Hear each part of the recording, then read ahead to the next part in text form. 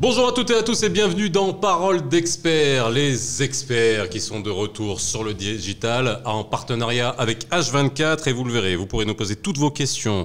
On a passé des moments difficiles, tous, et nécessairement ça provoque des problèmes. Et ben nous on est là pour vous proposer des solutions avec mes experts. Vous pouvez nous poser toutes vos questions en nous envoyant un mail sur Parole d'experts avec s et s @h24info. Emma, n'hésitez pas à nous envoyer toutes vos questions, on y répondra. En tout cas, on essaiera d'y répondre avec mes experts. Aujourd'hui, je vous les présente, Jafar Laïdi, maître Jafar Laïdi, avocat au barreau de Casa. Bonjour, maître Laïdi. Bonjour, Faisal. Voilà, maître Laïdi, stoïcisme absolu, ça ne bouge pas. Quoi qu'il arrive, qu'il y ait Jamais. le feu chez lui ou qu'il gagne des millions. Toujours pareil. Voilà. À côté, Ali Salhani. Salut mon cher Faisal. 1m45 de bonne humeur et d'énergie. comme Napoléon. Ah oui, pardon, voilà, c'est ça, voilà. J'ai inversé les chiffres. Napoléon. Voilà. Ça va? Bon, Sarkozy, c'est 1m65. Alors, directeur de très Jesper Service. C'est ça. Et expert RH. Et recrutement. Et jardinage. Et un certain nombre de choses à côté. Et on verra. Voilà. Et pour prendre finalement l'attention de ces deux-là, parce qu'on a un hypertendu et un hypotendu, et pour faire la moyenne, docteur Hakem qui est avec nous. Comment ça va? Très bien. Merci. Alors, docteur, en quoi? Docteur en médecine. Oui, surtout, voilà. Oui. Parce que j'ai appris qu'il y avait des docteurs en marketing aussi, tu vois. Oui. Ah oui. Voilà. Bon, c'est moins pratique pour prendre l'attention. Hein. Et, voilà. Non. Et puis surtout, car pour venir en aide à nos téléspectateurs, à nos spectateurs, à vous qui allez nous poser des questions et qui avez des problèmes à régler sur le plan juridique, poser des questions sur le plan santé, sur le plan de l'entreprise, et vous verrez, on verra beaucoup d'autres sujets à traiter. Eh ben, on parle de la loi souvent, mais il y a l'application de la loi. Et qui fait appliquer la loi? Ce sont les huissiers. Et on a notre huissier avec nous, maître Abdelmoula Mherik, qui est avec nous, et tout à l'heure il répondra à la question. Maître Mherik, bienvenue dans Parole d'experts. Aujourd'hui, trois sujets à traiter qui sont dans l'air du temps et qui reviennent absolument, et vous pourrez poser des questions et envoyer vos dossiers. Vous verrez, en fait, je vous expliquerai comment tout ça va se passer. La vaccination des 11-17 ans et la vaccination des petits, est-ce que c'est légitime? Vous vous posez beaucoup la question. Et surtout, d'un point de vue légal, est-ce qu'une école peut refuser l'accès aujourd'hui à des enfants qui ne sont pas vaccinés? Ça, premier sujet d'aujourd'hui. Deuxième sujet, le télétravail. Le télétravail. Eh oui. Est-ce que c'est bon pour la santé? Déjà, le travail, on n'est pas sûr que ça soit bon pour la santé. Déjà, c'est pas bon pour le moral. C'est pas bon pour le moral. Ça dépend pour qui.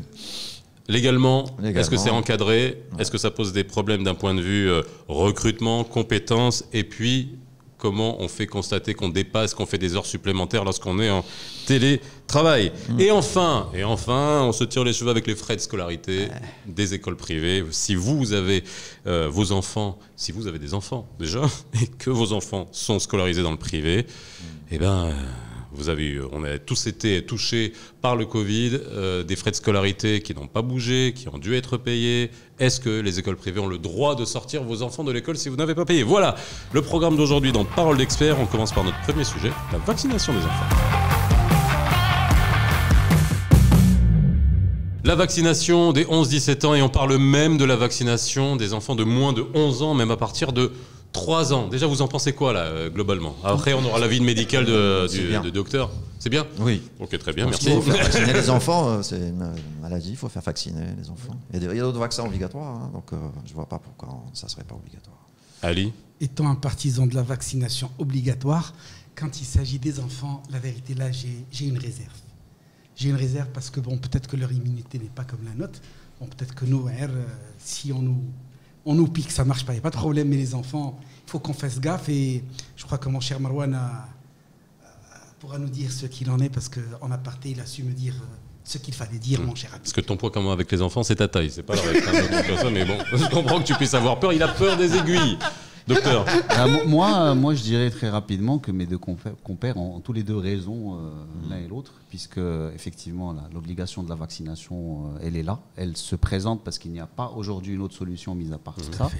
Et puis effectivement, je rejoins ce que disait Sissahani sur le fait que on se pose des questions, notamment pour les tout petits, pas ceux de 11-17, enfin ceux qui sont déjà en cours de vaccination.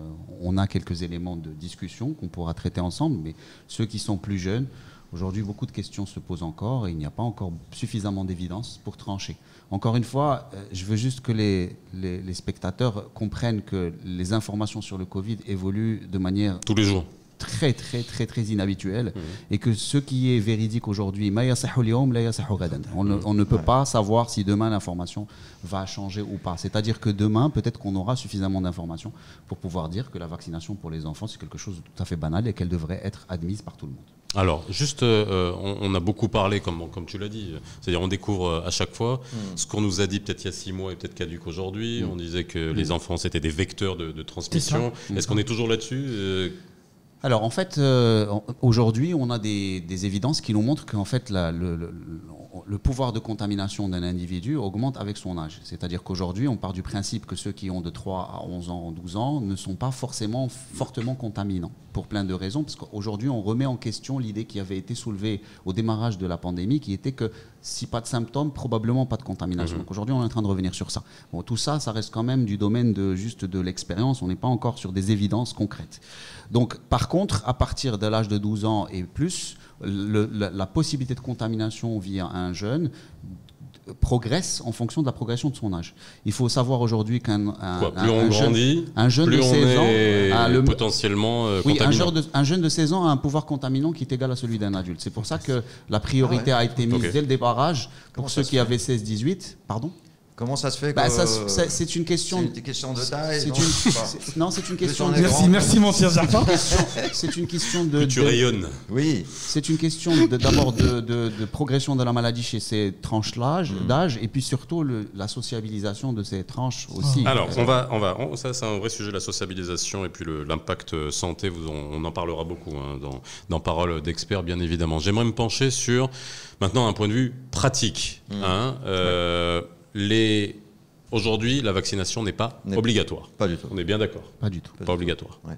Ok. Personne n'est obligé de vacciner. Elle n'est ni obligatoire pour le citoyen, ni obligatoire pour le sujet jeune, qui doit obligatoirement donner son consentement éclairé. J'exhorte les parents à en discuter avec leurs enfants. Alors justement, on va avant parler de de ça, du consentement et surtout de ce que ça implique. Aujourd'hui, et j'ai une question de Amina Draba qui s'affiche sur l'écran. Le transport scolaire de l'école de mon fils a conditionné l'accès au bus par le fait que les enfants soient vaccinés.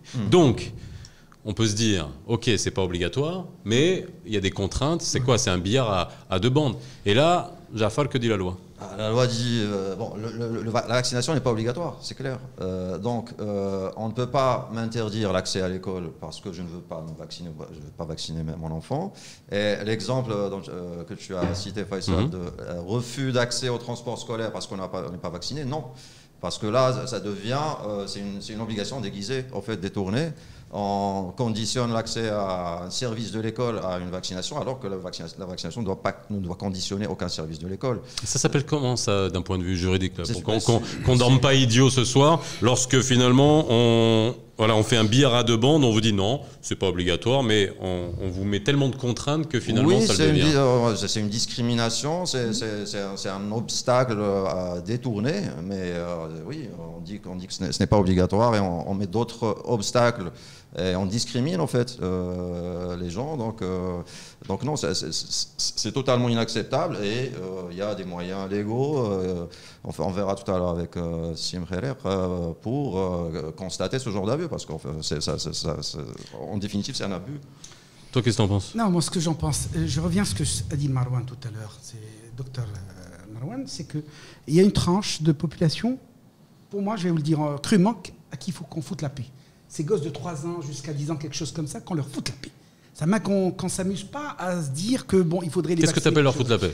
Pas vacciner, pas vacciner, ou alors leur mettre des masques? J'ai dit tout à l'heure que j'étais un partisan de la vaccination obligatoire. Moi, je vois la tête de Marwan là, mais... La vaccination devrait être obligatoire et celui qui ne veut pas se faire vacciner doit encourir des peines pénales. Je ne vous le cache pas, parce que pour moi... Oui. Parce que pour moi, c'est un danger public. On va te prendre dans le nouveau gouvernement, t'as proposé un poste ou pas? Non. Parce que pour moi, c'est un danger public. Alors, mais par contre, une tranche de la population... de 3 ans jusqu'à 10 ans, quelque chose comme ça, qu'on les laisse tranquilles et que nous, qu'on fasse tout le travail sur nous-mêmes à ce niveau-là. Obligatoire, pourquoi? Parce que, écoute, merci Jafar pour ce que tu disais tout à l'heure, à partir de 15, tu as dit 15 ans, quelque chose? 16 ans. Mais je rejoins ce que tu disais à Marwan, en parler aux enfants, d'accord? Mais au niveau de l'obligation de vaccination, il y a beaucoup de matchs qu'on dit que l'obligation de vaccination. Et on peut plus s'amuser à se Dernier dire point. un babacool vient nous dire, bah écoute, moi, je suis pas pour la vaccination. Un truc comme ça. Dernier point avant qu'on pose la question à Maître Mhirik, qui nous attend et qui va nous éclairer sur comment justement faire constater, comment on peut faire constater si on interdit l'accès à un transport scolaire, est-ce que c'est faisable et de quelle manière on le fait. Mais avant, vous avez parlé de consentement. Et là, je veux votre avis à vous deux. Toi en tant que médecin, toi en tant que juriste. Le consentement, il arrive à partir de quel âge? Et on parle bien de consentement par rapport à la vaccination, puisque on nous a jamais demandé notre avis quand on était gamin de se faire vacciner. Donc, est-ce qu'il y a cette notion de consentement dans la loi marocaine? Au Maroc, non. Au Maroc, non. Il n'y a pas réellement de choses écrites par rapport à ce cas d'espèce qui est la vaccination en elle-même. En France, par exemple, les jeunes de 16 ans ont le droit de se faire vacciner même si leurs parents sont contre la vaccination. Donc il y a un consentement personnel. L'obligation en fait de l'autorisation parentale est levée à partir de l'âge de 16 ans. Entre 12 et 16 ans, ils exigent à ce moment-là une autorisation parentale. Bon, aujourd'hui, c'est ce qui est fait au niveau des vaccinodromes pour ceux qui ont vacciné leurs enfants. On m'a demandé l'autorisation. Vous y allez, on vous dit de signer, vous signez ce papier. D'un seul parent. Vous donnez votre carte d'identité, on prend vos références comme étant quelqu'un qui a accepté de vacciner ses enfants et l'enfant est vacciné. Moi, j'ai vécu dans la file d'attente au vaccin. Attends, question. Alors, Jafar, consentement dans la loi marocaine. Et après, je reviendrai sur le médecin et le serment d'Hippocrate. Parce que, non mais, pourquoi tu rigoles? Dis-nous pourquoi tu rigoles. T'es quoi? J'aime bien t'écouter. Alors, et tu as dit quelque chose, un seul parent suffit. Oui, légalement, on a besoin du consentement d'un seul parent. En France, c'est les deux, déjà. Donc là, ici, le père suffit, il signe. Moi, j'ai signé tout seul. Le consentement de l'enfant, non, pas prévu. Donc, un parent qui signe, de facto, l'enfant est obligé de se faire vacciner, il ne peut pas refuser. Dernière question avant qu'on ait Mhirik. D'un point de vue, toi, éthique, médecin, imaginons qu'un enfant de 16 ans, il faut quand même dire qu'aujourd'hui, 16 ans, c'est plus un enfant. Ah bah ouais. Voilà. Alors, même 12 ans. Même 12 ans, ce n'est plus un enfant. Oui, alors, un point. La définition d'un enfant de 12 ans en médecine, c'est grand enfant. Donc on a déjà... C'est ça, c'est... On a un grand enfant. Voilà. Non, attends. 55 ans. Si un ado de 16 ans, ou une ado de 16 ans ou 15 ans vient dans ton cabinet, elle me dit « je veux me faire vacciner ». Alors que ça soit pour le coronavirus ou autre chose. Quelle est ton obligation en tant que médecin? Je n'ai pas de recours. Tout ce que je peux faire, c'est éventuellement parler aux parents, essayer d'avoir une... Mais tu dois dire non. Ah oui, non, tu as l'obligation de dire non. De toutes les manières, aujourd'hui, la vaccination ne se fait pas en cabinet. Donc, elle se fait au niveau des vaccinodromes. Donc, les vaccinodromes, vu qu'il y a un filtre préliminaire qui est fait par les autorités de l'intérieur, enfin les personnes de l'éducation nationale, donc c'est clair qu'on ne discute même pas ce type de scénario. Et un autre type de vaccin. Pardon? Un autre type de vaccin. Ne parlons pas du coronavirus. Un autre type de vaccin. C'est-à-dire en fait la vaccination qui fait partie du programme.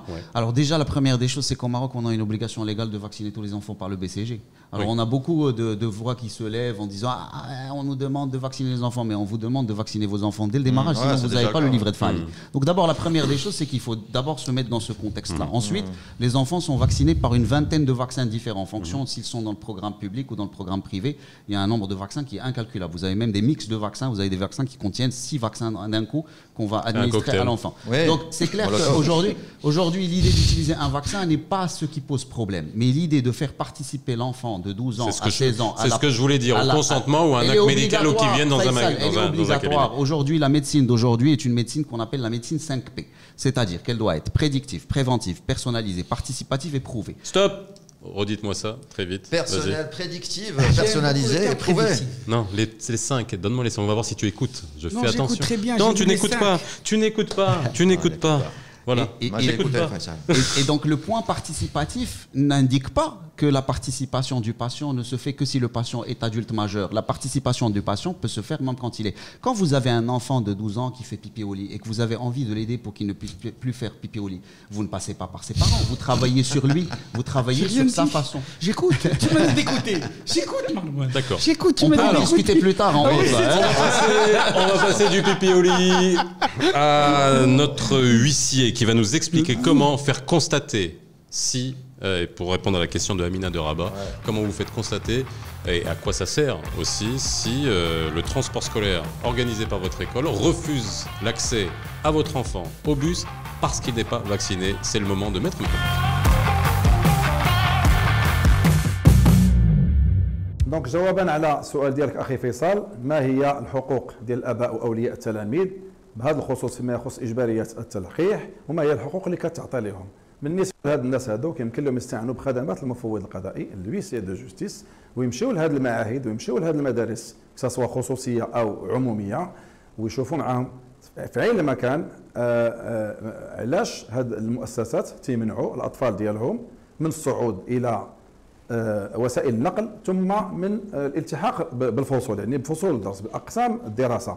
هنا في هذه الحاله كيحرر المفوض القضائي واحد المحضر بالنازله، هي اذا كانت نازله المنع فهي واقعه المنع، يعني هذه المؤسسات راه كتمنع الاطفال ديالهم من اللجوء الى المدارس. ثم بخصوص التنقل المدرسي كنحرروا محضر حتى هو بنفس الاتجاه فيما يخص المنع من الصعود الى وسائل النقل.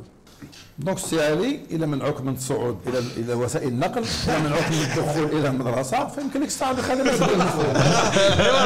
On a la solution pour toi, Maître Mhirik, pour les accès. Merci beaucoup, Maître Mhirik, d'avoir été avec nous. Jafar, tu vois, donc voilà, on peut faire constater. Ouais, si on constate et après, voilà, si on veut faire déposer un recours pour justement pour obliger, contraindre l'école à accepter l'enfant, bah voilà, on utilise les services de Monsieur l'huissier de justice et on se base dessus et on peut à ce moment-là contraindre, puisqu'il n'y a pas d'obligation de vaccination, contraindre l'école à accepter l'enfant, que ce soit en transport ou en classe. Alors n'hésitez pas à faire appel aux huissiers de justice. Les huissiers de justice ne sont pas seulement là pour récupérer de l'argent, vous enlever vos meubles, vous faire peur, etc. Non, ça vous permet justement d'avoir des procès-verbaux et de constater des choses. Très rapidement, tu voulais rajouter quelque chose? Oui, très rapidement. Sur le par rapport à l'histoire des 3-11 ans, mon ami Strahani disait tout à l'heure, nous on y a entre 3 et 11 ans. Je ne suis pas parfaitement d'accord. Donc ce qui est aujourd'hui correct ne le serait pas peut-être demain. On est en train d'attendre des études sur cette population pour avoir plus d'informations. Alors là, ça se joue plus, mais je suis sûr, est-ce que le vaccin va être bénéfique ou pas bénéfique? Les bénéfices du vaccin sont là. Elles sont directes et indirectes, soit directement sur l'individu lui-même, soit sur son entourage, quel que soit son âge. Par contre, ça va se jouer sur les doses. Les mêmes doses que les plus grands, ou là on attend une demi-dose, et c'est ce qui est en train de se faire parce qu'on a peur qu'il nous fasse plus d'effets indésirables. Voilà. Merci docteur. On finit cette première partie sur la vaccination avec le moment que vous retrouverez à chaque émission. C'est le proverbe de Ali Salhan.